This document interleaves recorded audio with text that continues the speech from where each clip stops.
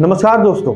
Robert Frost एक अमेरिकी कवि थे। उन्होंने ग्रामीण जीवन के यथार्थवादी चित्रण और अमेरिकी स्थानीय भाषा के अपने ज्ञान के लिए जाना जाता है। यह कविता के लिए 4 पुलित्जर पुरस्कार प्राप्त करने वाले अब तक के एकमात्र कवि हैं। रॉबर्ट फ्रॉस्ट 20वीं सदी के जाने माने और समीक्षकों के द्वारा सम्मानित अमेरिकी कवि हैं।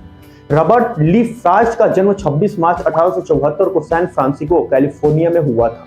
उनके पिता विलियम प्रिस्टकास्ट फ्रॉस्ट एक पत्रकार थे। उन्होंने अपने जीवन के पहले 11 साल सैन फ्रांसिस्को कैलिफोर्निया में बिताए।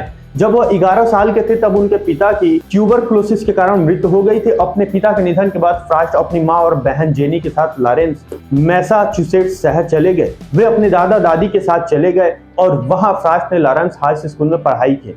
उन्होंने अपनी पहली कविता अपने हाई स्कूल की पत्रिका में प्रकाशित की।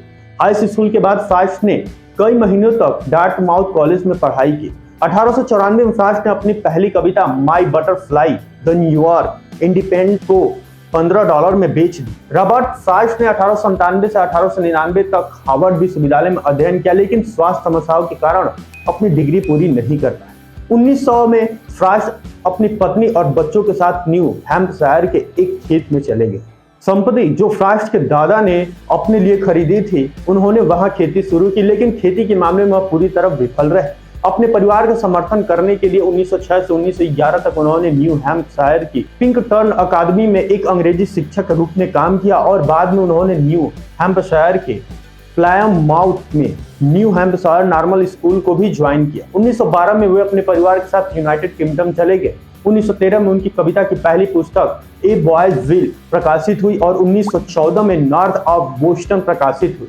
अपनी संवेदनशील साहित्यिक कृतियों से वे 1915 तक एक प्रमुख कवि बन गए थे। 1915 में जैसे ही प्रथम विश्व युद्ध की शुरुआत हुई, रॉबर्ट फ्रॉस्ट संयुक्त राज्य अमेरिका वापस आ गए। उस समय वे पहले ही एक प्रसिद्ध कवि थे। उन्होंने मैसाचुसेट्स के एमहर्स्ट कॉलेज में कई वर्षों तक अंग्रेजी के प्रोफेसर के रूप में काम किया। 1920 के दशक की शुरुआत में उन्होंने मिडिलबरी कॉलेज के bread loafer school of English में पढ़ाने के लिए कई ग्रीष्मकाल और शरद ऋतु सेमेस्टर बिताए। 1921 में उन्होंने एन आर्बर में मिशिगन विश्वविद्यालय में एक शिक्षक पद स्वीकार किया। वह 1927 तक वहां रहे और फिर मैसाचुसेट्स के एम्सहर्स्ट कॉलेज लौट आए। 1958 से 1959 तक उन्होंने कांग्रेस पुस्तकालय में एक कविता सलाहकार के रूप में काम किया। 29 जनवरी 1963 को प्रोस्टेट सर्जरी की जटिलताओं के कारण बोस्टन में उनकी मृत्यु हो गई। उन्हें बेनिंगटन वर्मोंट ओल्ड वेनिंगटन कब्रिस्तान में दफनाया गया था। अपने जीवन काल के दौरान फ्रॉस्ट ने 40 से अधिक मानक उपाधियां प्राप्त की थी।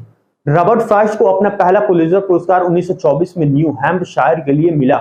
इसके बाद 1931 में कलेक्टेड पोएम्स के लिए, 1937 में ए फॉरवर्ड रेंज के लिए और 1943 में ए विटनेस ट्री के लिए। वह कविता के लिए 4 पुलित्जर पुरस्कार प्राप्त करने वाले अब तक के एकमात्र कवि हैं। 1960 में कांग्रेस ने फ्रॉस्ट को कांग्रेशनल गोल्ड मेडल से सम्मानित भी किया था। आशा करते हैं जानकारी पसंद आई होगी। अगर पसंद आई है तो इस वीडियो को लाइक करें, चैनल को सब्सक्राइब अवश्य करें। धन्यवाद।